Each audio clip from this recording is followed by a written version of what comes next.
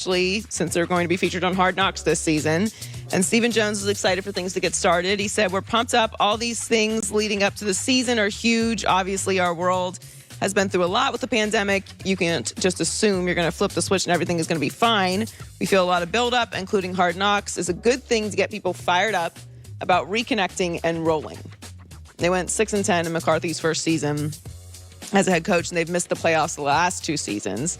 You have them at 9-8 this season, with Washington at 10-7, Giants at 8-9, and the Eagles 4-13. Listen, sometimes the advantage is where you play, and they play in a division where the Eagles are completely in rebuild mode. The Giants aren't, but don't know if their quarterback's good. And Washington's got the best defense, but we are looking at Ryan Fitzpatrick. Is this the 9th team in 17 years?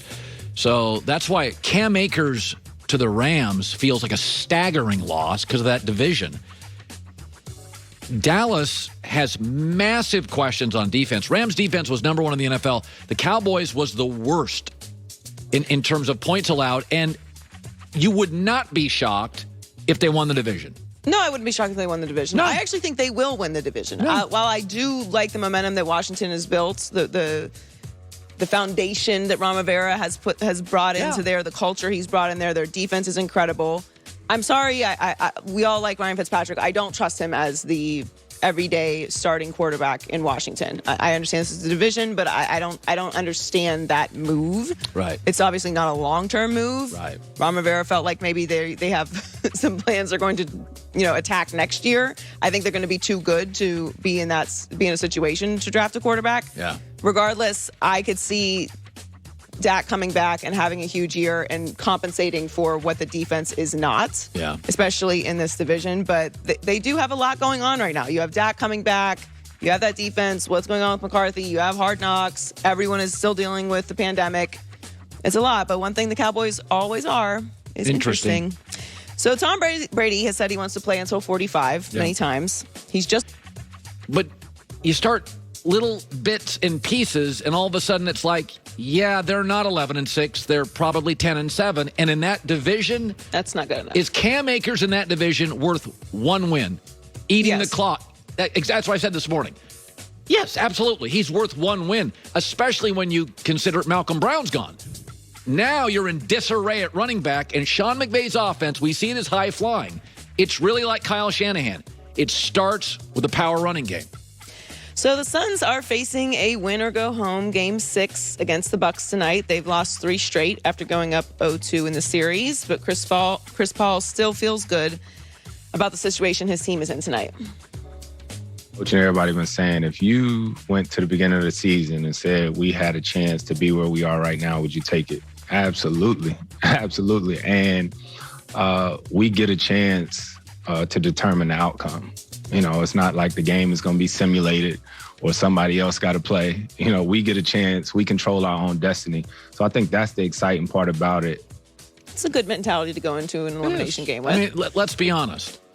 We all like Milwaukee tonight. It feels like it's not just that they won, but it's like every game. They have the momentum. And Phoenix is looking smaller. Mm-hmm.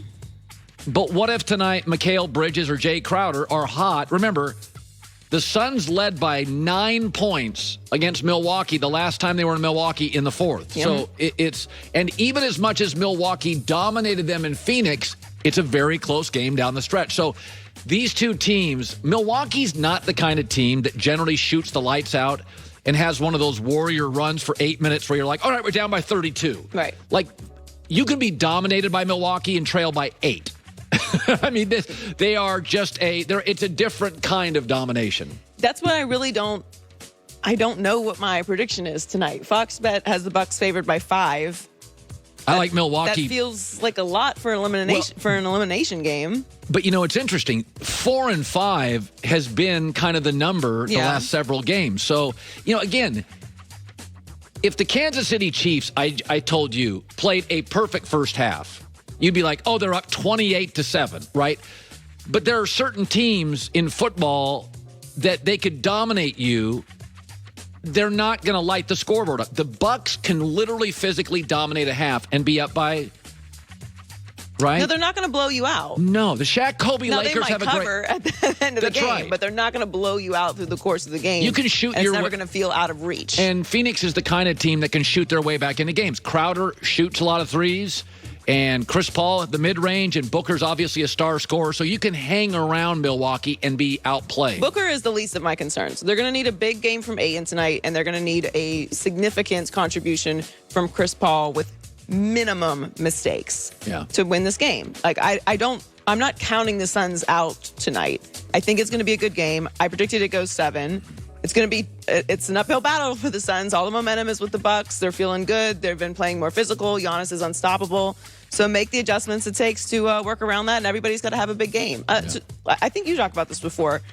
You know, to the way that Chris Paul said that Monty phrased it. Would you take this opportunity? If at the beginning of the season I told you this is where you're going to be, would you take that? Of course you would.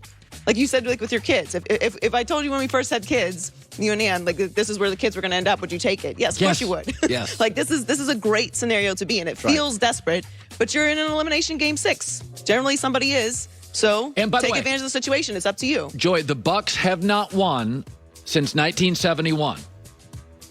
Is it possible tonight, Milwaukee on the cusp of a championship? All the pressure's on Milwaukee right now. Gets tight, and in the last 6 minutes, everybody's on the edge of their seat, and the Suns are playing with house money, get hot from 3, and steal one.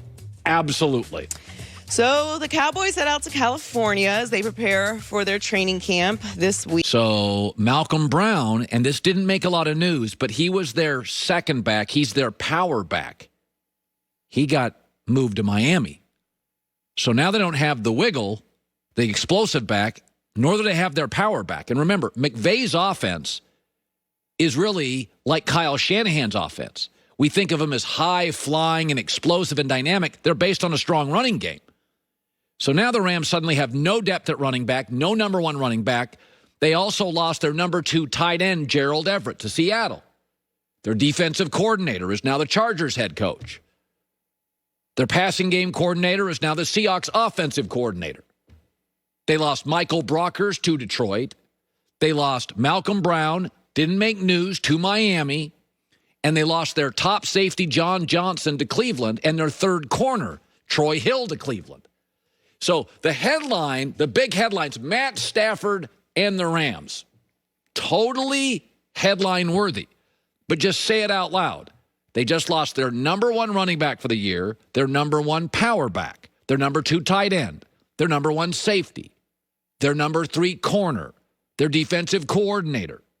Oh, yeah, their center, Austin Blythe. He's gone now, too. You know, we think of the Cowboys as dysfunctional and not a Super Bowl contender. We think of the Rams as highly functional and a Super Bowl contender with a great coach. But they're a lot closer than you think. They've got a handful of high-end stars and very little depth. And right now, the Rams, they've got 3 stars. Jalen Ramsey's a great corner, a little temperamental, but a great corner. Aaron Donald's the best defensive lineman in football, and Matt Stafford's great. And they are now not as good at center, not as good at running back, not quite as deep in the secondary, not as good at safety. They lost a super bright defensive coordinator. Maybe the Cowboys and the Rams are not that different. A lot of high-end players, not a lot of depth, and 1 or 2 injuries from being a non-playoff team. Joy with the news. No. Turn on the news.